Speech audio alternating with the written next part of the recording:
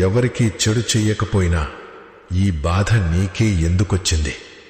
నువ్వు ఎవ్వరినీ ఏడిపించలేదు, ఎవ్వరి జీవితంలోనూ విషం చిమ్మలేదు. అయినా ప్రతి గాయం నీకే ఎందుకు తగులుతుంది? ఇదేమి న్యాయం? కాని ఒక విషయం అర్థం చేసుకో. శివుని భక్తుడిగా ఉండటం అంటే బాధలను ఎదుర్కొనేది నేర్చుకోవడం.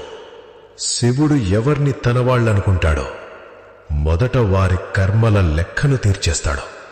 ఆ లెక్క కన్నీళ్లు, ఓటమి, ఒంటరితనంతో నిండిపోయుంటుంది. నువ్వు కుంగిపోయింది నువ్వు చెడ్డవాడివి కాబట్టి కాదు, నువ్వు మంచివాడివి కాబట్టి.